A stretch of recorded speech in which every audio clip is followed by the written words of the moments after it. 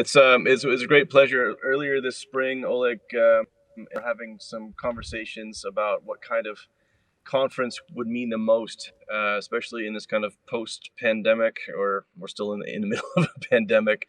What kinds of themes, what kind of topics would be interesting for developers? And I started sharing some of them experiences that I've had here in Amsterdam, and I wanted to kind of not just talk about my projects, but also about what these types of crazy Dutch projects that we're working on means for developers like you.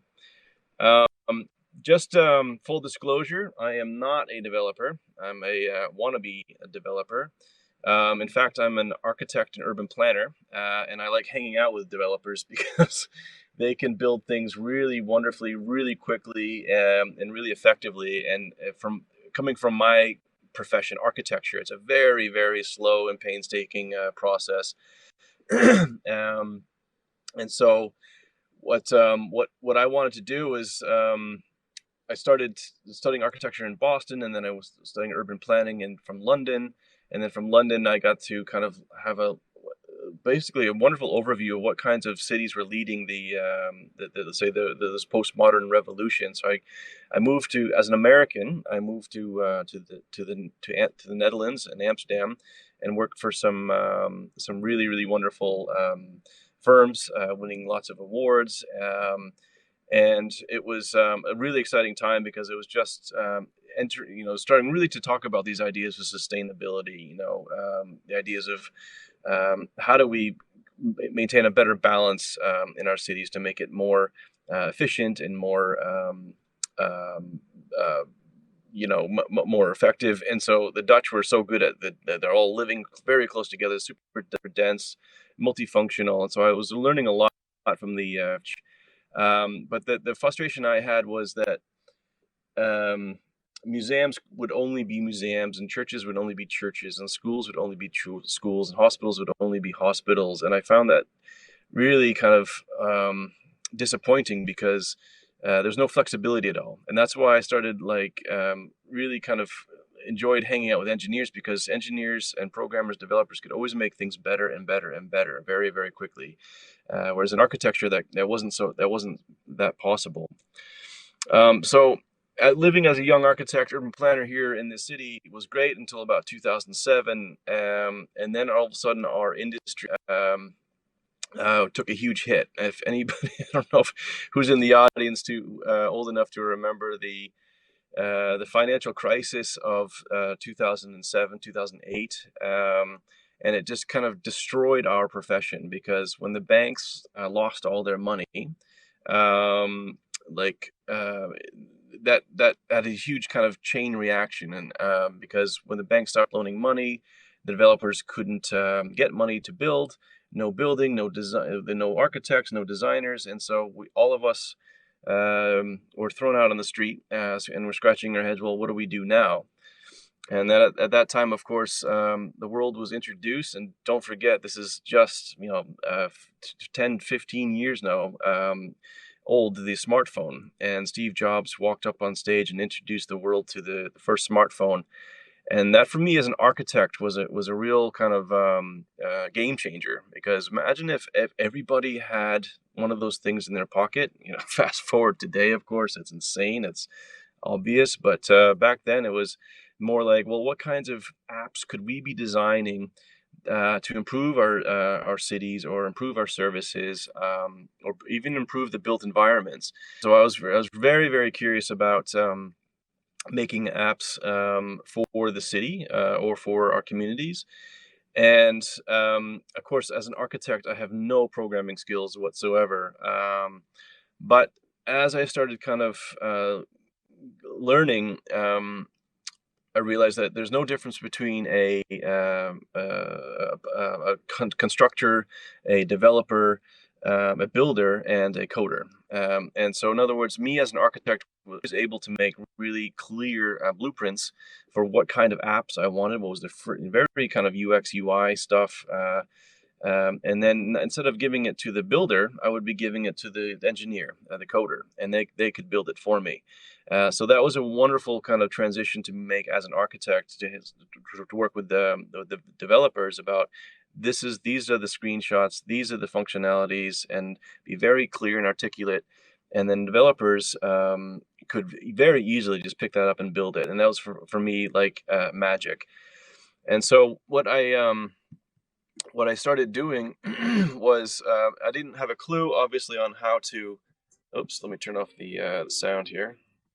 I didn't have a clue how to build apps, of course. So I started kind of hanging out with the app developers. So I joined the community called Amsterdam, which is one of the biggest. Maybe you've heard of it. Maybe you've been here. And we started kind of Amsterdam was just a community of app developers helping app developers helping app developers. But I was so excited about this awesome community of designers and programmers that I started organizing these big hackathons to really kind of start tackling issues. so, so this is probably the wrong fit. You see that these hackers, these programmers, designers were completely committed. In this case, we took over the entire football arena, the Ajax arena, here in Amsterdam, and we had 3 days of coding to solve problems of energy, to solve problems with mobility and improved fan experience. So it was a really unique experience to kind of have these young, diverse groups of programmers come together, sit in sit in the famous Ajax Arena, and solve a problem in just 3 days. And again, the thing about the hackathons back in days, this was already 2015, was that you could make lots of working apps in just a shorter period of time. So it wasn't idea hackathons. These were all working solutions by the end of the day. So that was for me like the first the beginning of something interesting. And again, this kind of this concept of just organizing these communities. Whoops, sorry, let me go back. There was many more hackathons that we organized, and there was one I'm just skipping, which is the museums, about how to distribute people. Amsterdam, this historic city of Amsterdam, is obviously very popular for tourists all over the world that come. And we were using the museums to hackathon to figure out new ways of distributing all of these people throughout the city. The video that I'm showing you here is just again another kind of hackathon. It really, these developers were completely committed, super skillful.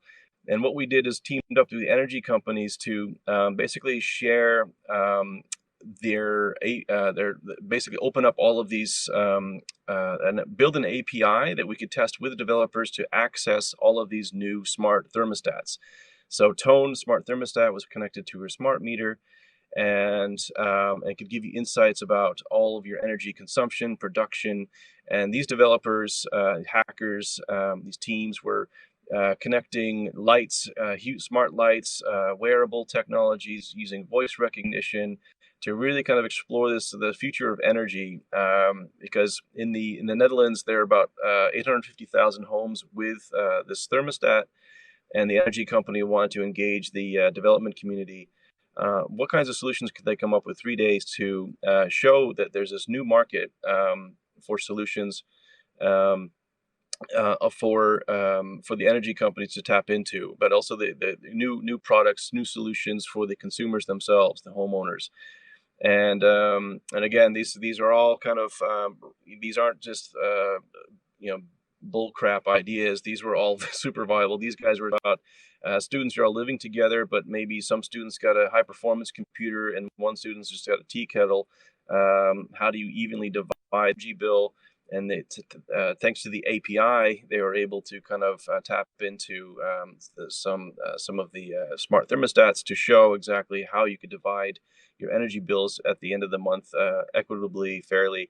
And these are just kind of simple solutions, but they do start kind of explaining how you can just have a specific focus of a goal. Say, hey, we want to build more solutions to an urgent energy problem. How do we conserve more energy, etc.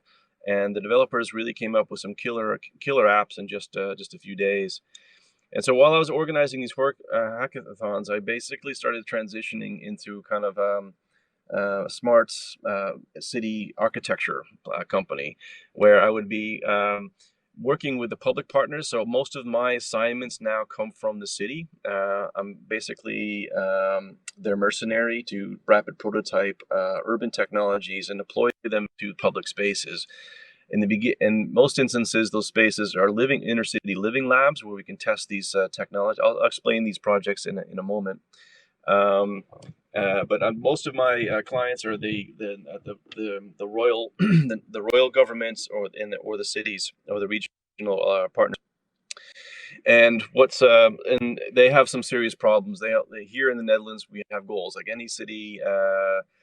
Any country have specific targets and specific goals, and what I'm doing is figuring out what those agendas are, whether they're smart energy agendas or the future mobility agendas, their open source agendas, their data privacy agendas. And as a developer or as a architect with my development team, we can start coming up with concepts that help them reach those goals. Next to that, I'm of course working with private partners. Sometimes they have technologies or APIs or solutions that I can bring to help solve those problems for the government. I like to not use a solution per se, like from Google or from Facebook or Oracle or Cisco per se, but sometimes they have some data that we can use. Sometimes they have some SDK that we can use and try out. But the private partners are important to kind of help subsidize a lot of these projects. But most importantly, I hang out with what I call the future city makers, and I will introduce them all to you a bit later. Not not the specific people, but the kind of personas of people that I hang out with. But these are just community members. Let's say future city makers are they're diverse. It's a diverse group. They're not just programming and engineering. They're also designers and business developers. And so when when the cities have a specific challenge, I will have used some of the tools from the private parties, and then the troops, the soldiers, I'll organize from my future city making community to solve that problem. So what you see here in the Netherlands already, I'm starting to describe a very kind of organic and bottom-up approach to tackling some of these urgent problems. And I think that it makes more sense for city governments especially to tap into those local groups of people that know the problems, that know the communities, that know the technologies, and can very, very quickly prototype and iterate and experiment much faster than the bigger monsters out there. So that's who that's my ecosystem. That's how I work. So TAP is a kind of rapid prototyping agency for smart city solutions, and I basically do things from the bottom up in a very kind of organic way. So just very quickly, before I get into the projects, there are some reminders of what we're all doing right now, and I think Corona is one of those paradigm shifts that we never thought about 2 years ago, but now we're coming up on 2 years. It's hard to believe. Working from home, learning remotely, all of those things, and it's a new paradigm. So that gave us hopefully a little bit of time to reflect on what we're doing, why we're doing it, and where we're doing it even. And I think that the coronavirus kind of really did accelerate a lot of the projects that I worked on, just because of the necessity, not only of the insights that were needed to tackle let's say the health of public spaces, but also the data is the tool to help solve to beat Corona, right? So it's the sharing of the knowledge that is helping health organizations and authorities all around the world make decisions, and it's based on the data. And that's what I think the development community should be doing as well. So right now, um, the community of people that say that my friends and things are working on a lot of real solutions. I mean, really good apps, really beautiful. They work really, really well. Whether they're working, Netflix is based here, the European capital is here. A lot of my friends are making video games. There's a lot of dating sites. Obviously, e-commerce took way off during Corona. Everybody's ordering online, on demand, and you see more of these couriers biking up and down the streets, delivering these goods. Social networking, for good and bad, exploded during the Corona. Now you're seeing this huge uptick in crypto and NFTs. So there's a lot of kind of development going on, also on fitness apps and travel. Travel, of course, took a pause, but nevertheless, there's a lot of kinds of resources and apps with lots of wonderful features and functionalities in them. But we also have real problems. And so while we're designing all of those types of apps and building those apps and so forth, we're constantly reminded of all of these real problems like climate change. I don't even want to get into what it's like to talk to Americans about climate change as they're being flooded, as their forest fires wreak havoc, as the tornadoes and things are just destroying communities. The other thing we shouldn't be forgetting is the aging population. So in just a few more years from now, literally 1/3 of the population will be going offline.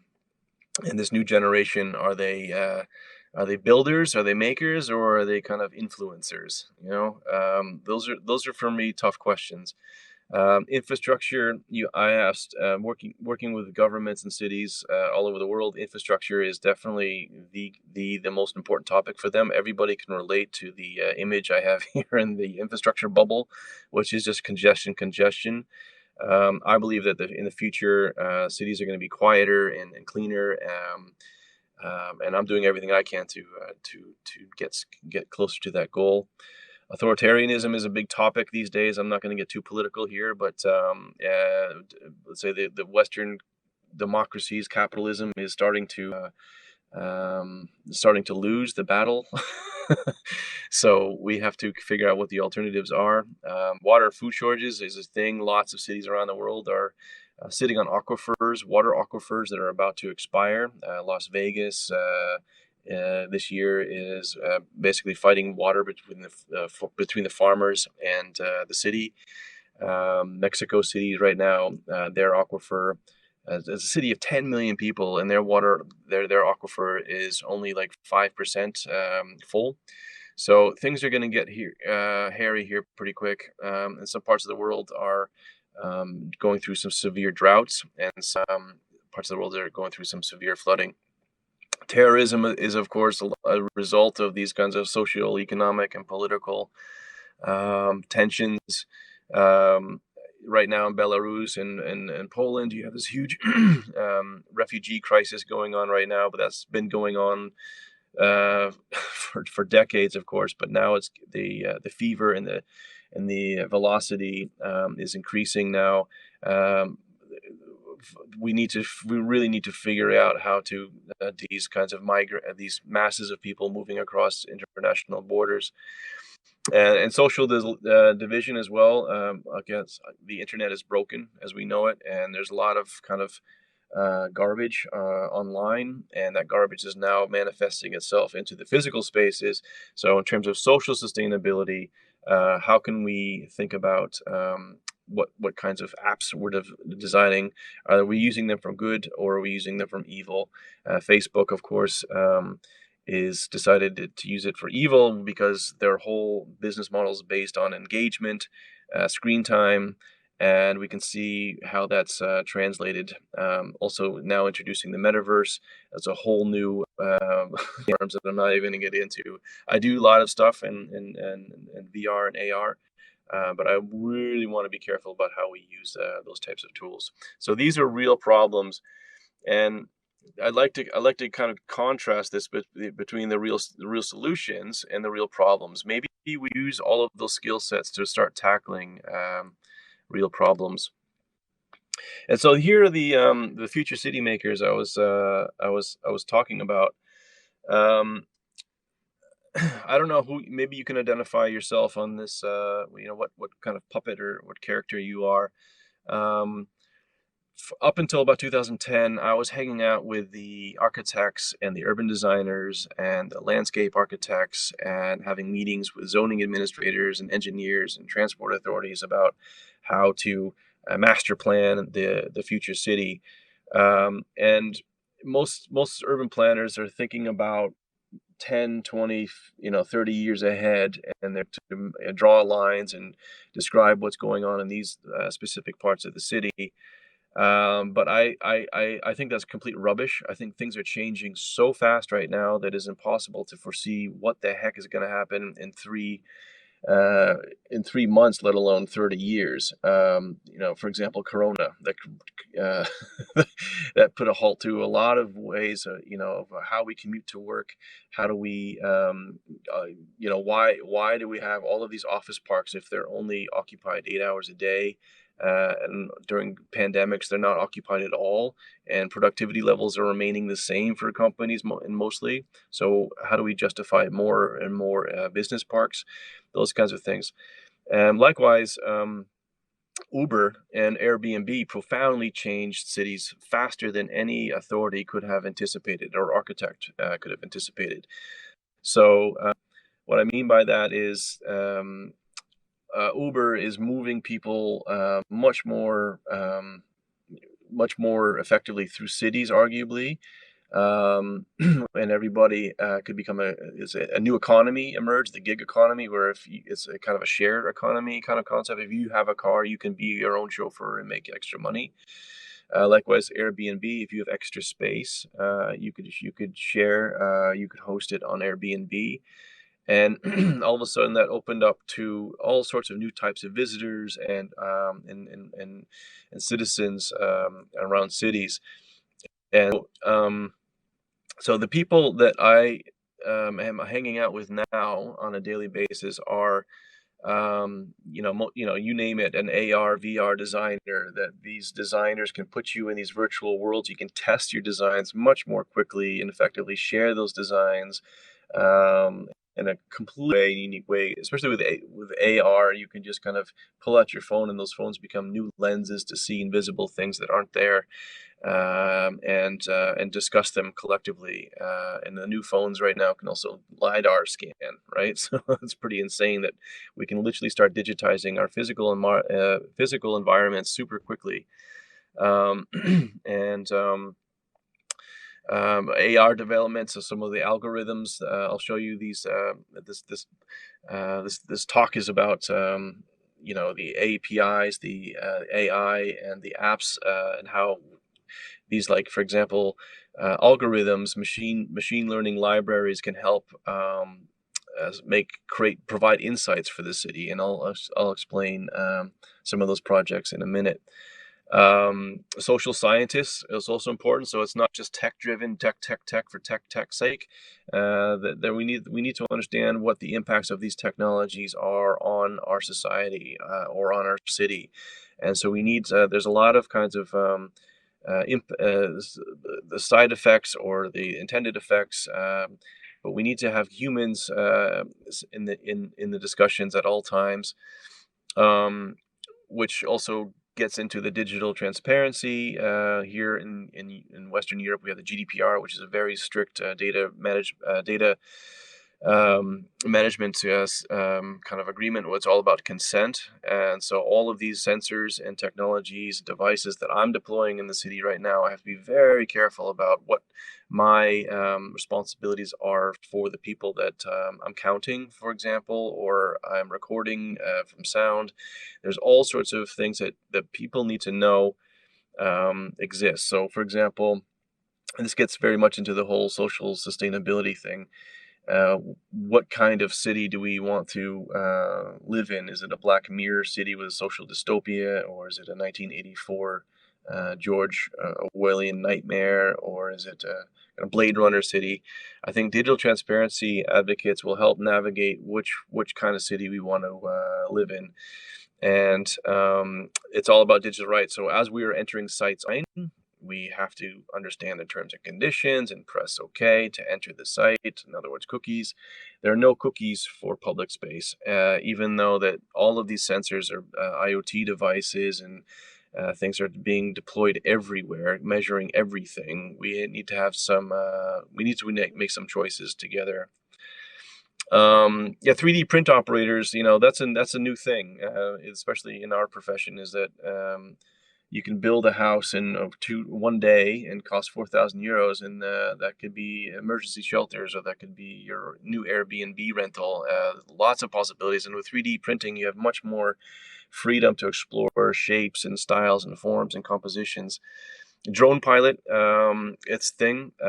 Here in Amsterdam, we have a drone lab, and behind me we can test delivery systems. Last week we had a race between a scooter and a home a takeaway service, and they launched from the top of the old Shell building, and they raced across the harbor, and just to see, okay, what the rules are for the drone. Drones are coming. It's not science fiction anymore.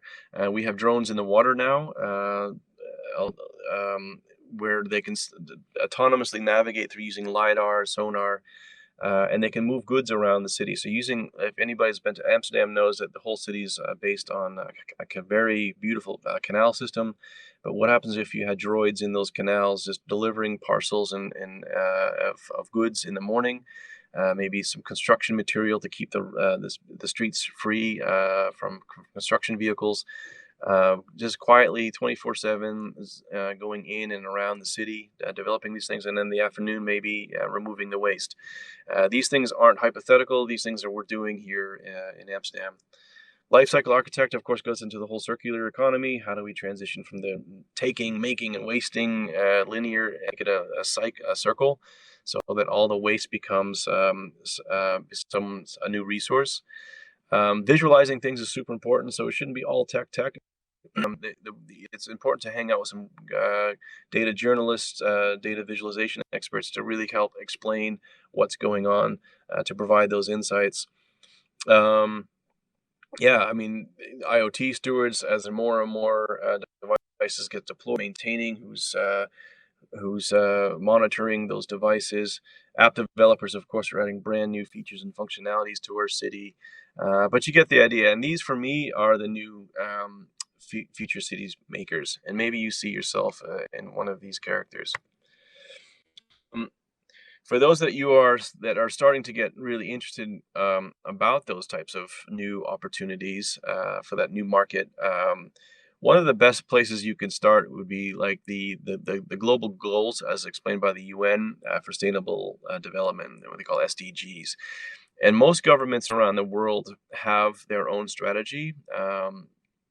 And there's a lot of funds available to teams, to companies, to startups that are tackling these kinds of issues. But there's a very clear mandate that is a kind of a consistent framework for the world right now to say, okay, this is social, or this is economic, or this is health related, this is environment related.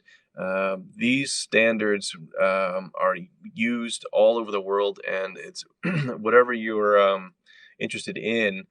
You can get more information, of course, the UN's website. But these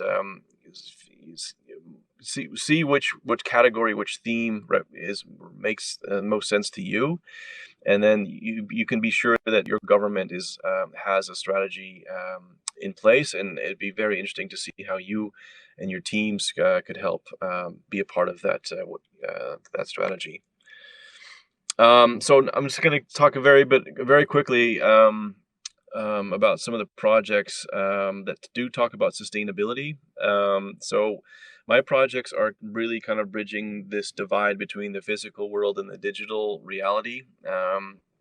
And there's this new landscape right now that is of data, and data is helping me as an architect make decisions. It can also inform design. And so 3x2, I just want to show you six examples of sustainability project. And by sustainability, I don't mean just environmental sustainability. I also mean economic sustainability and social sustainability. Those are equally as important as the environment. So it's about human, and it's about making things work financially.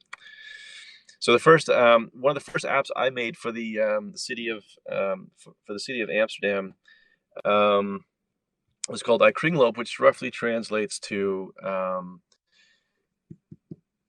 let me turn off the sound here, which roughly translates to oops, sorry, iThrift store. So what we were seeing is that a lot of stuff was being thrown out onto the streets, which is somewhat legal here in the city, where the city will pick up your old couch, your old table, your old dresser, whatever, on the street. It's called bulky waste. But we said, well, with an app, you could take a picture and give a category and condition, and then share it with your local thrift store, your neighbor, or the specialty collectors. So the minute you take a picture, those emails would go to the people that were interested in those types of items.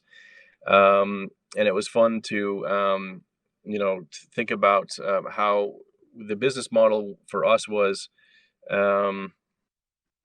if the city has to spend 80 to 120 euros per ton of waste to burn in the incinerator, then why not encourage less waste to burn? And therefore, that became our as a business model, that if 5% of the Amsterdammers were using our app, they could they could save that much money in tons of waste to burn.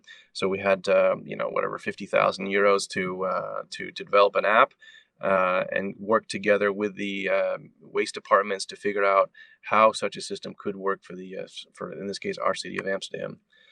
The next example is not in Amsterdam, but Chile, way across the world in in Chile. So Santiago city asked us to design an app to tackle the local laborer situation. A lot of like a lot of cities right now, there's a lot of undocumented workers. These workers don't have any real status. They don't have a car. They don't have a home. But they all have cell phones, and so we thought it'd be interesting to do a pilot with the government of Chile to help matchmake specialty workers projects in and around your home. And so you could very easily, as a user, you would basically we need to find someone that you could trust. And so, of course, all of these laborers would have a specific skill source. So this is basically a kind of a handyman's kind of app that helps the local laborers get their feet on the ground and be found, and therefore more employable, and therefore you're helping rebuild the communities, but then they're also rebuilding their lives. So those are two examples of let's say waste app and let's say laborers app, local labor app. I'm going to switch to APIs right now. So I mentioned this just a bit before about the smart thermostat that we have here, and what we were doing over and over again is just kind of organizing these little pressure cookers, these challenges, and kits, development kits, so that the students and developers, researchers could literally tap into 185,000 smart meters in and around the Netherlands to do some prediction modeling, do some machine learning, all sorts of things. So that's why the API became so important for an energy company to say, okay, if you are a developer and meet these kinds of standards, you can not only have access to the 850,000 homes, but we'll publish you and promote your app. So it could be voice recognition. It could be movement detection. There's lots of the different spikes in energy that have different signatures, so that in those signatures you can identify energy waste, whether it was your washing machine or your dryer, dishwasher. Each of those energy spikes has a certain frequency, frequency. Start these people could be starting to design apps that, not apps, but let's say algorithms that could detect certain kinds of waste, energy waste in your home.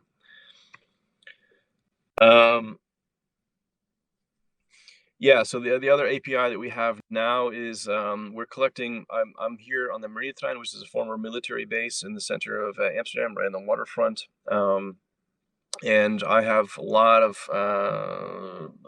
say sensors and data collection going on as a living lab to explore future sustainable futures. And what we're doing is that we're collecting all that data, centralizing it, and then with an API, people can connect that data in an exchange. So there's lots and lots of different user cases. Once you have a nice API, similar to the energy story, once you have an API, the developers will come. And so what we could do is publish the real-time data of each of the project pages of the other all the kind of experiments and research that we're doing here has a specific project page. We can actually publish the real-time data on those project pages. We could also look at it as for data visualization for journalists or other kinds of experts. To how do you start, like in this case, use crowd data to explain peak times, busyness times to the public. We have a virtual Marietrein, so a digital twin of our living lab here. This API will help developers for that AR VR app to connect to, so you could actually connect the environmental data, air quality data, to the atmosphere that you have in the virtual world, for example, or the water quality data. You can change the color of the water in the virtual model to red if it's not swimmable at that moment.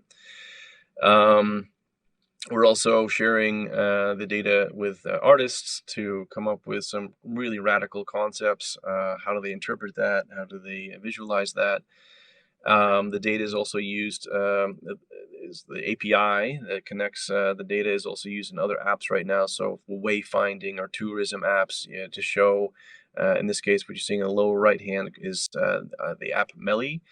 And they're using the data to explain what's going on in and around the Marietrein in terms of all the crazy urban technologies and research that's going on. You can just point at the area and scan, and voila, you have the information. So none of these things are possible without a good API. One of the one of the APIs, one of the AIs. So I'm going to transition to AI now. One concrete example is Public Eye, which is we're arguing the world's first open source crowd monitor, so people counter. And what our vision was to use the city's cameras not as surveillance devices, but as a counting system. So what we were able to do is, with a computer vision system, be able to transform those cameras into basically sensors that could count large numbers of crowds. So we're in the upwards thousands with a 95% accuracy. And that becomes important during, let's say, the summer at the UEFA Cup, the football championships. We're one of the host cities. But in order to let the public in, or the guests, the fans, into the arena, we had to count and measure the waiting times of people doing their PCR tests or the corona tests, and those insights would go to the operational managers to do some estimations on the upcoming games, how much time they would need, what kinds of facilities they would need, what kind of resources would they need. So all of this, none of the cameras are recording. It's just a kind of algorithm running over using the camera lens as a counting system.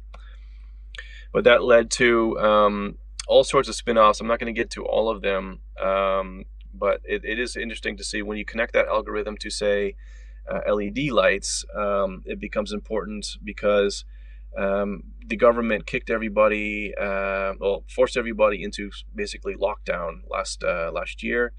and therefore not able to go to their sport halls and fitness clubs. But there's an outdoor fitness area everywhere, or play everywhere. But maybe we could use lights in this algorithm to gently remind people when it's too busy, when you're standing too close to each other. So what we have here in the Netherlands is 1.5 meters distance, and this kit is detecting when people are getting too close together. And we have data now to show not only how often that happened, but the durations.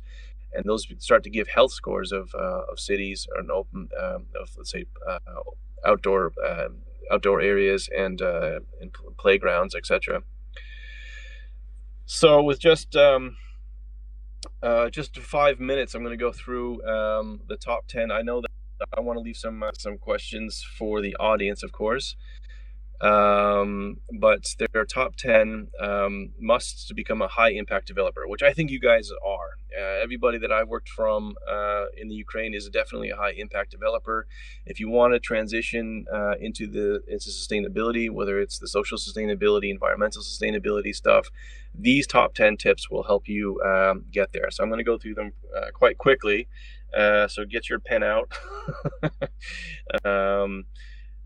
So in the next 5 minutes, I'm going to say number one is just get going, right? So don't overthink it. Don't waste too much time talking about it. Just do something.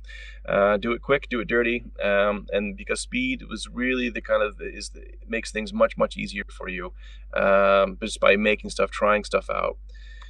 The second one is definitely get an A team. So not going to be able to do everything by yourself. You're going to have a team that you can count on, that you can rely on, and in that team, you're wearing different hats. As a designer, or as a business developer, or as an engineer. The dream teams, of course, can rotate those hats. But the point is that there's different skills, there's different backgrounds, and different kinds of expertises. So build an A team. You're not going to be able to do it by yourself. Get paid. So sometimes you have a killer idea, a killer app idea. But how do you get paid? And so what I usually do is identify the problem, bring it to the city, and what I've found out the hard way is sometimes you're talking to the wrong people. So you need to figure out who are the decision makers, who are the ones that hold the purse strings, and do they get what you're proposing? And then if you're worried, they're not going to be, if they don't know you, they're not going to give you $500,000 to build something. So you can easily ask for a little pilot, or a proof of concept, or a minimal viable. Get political. So I'm hoping that in cities like Kiev that there are goals. And it's very easy to find those goals online, whether it's the energy, future energy goal, or the smart energy mobility goals, open standards. What are the city's goals? And then once you find out what those goals are, your solution, whether it's a product or service, can help them reach those goals. Get uncomfortable. So usually if you're really freaking out and you're having panic attacks, that's the right place to be. So you're not going to do things too comfortably. You got to keep stepping outside your comfort zone, and those steps are going to get wider and wider and wider as time goes on.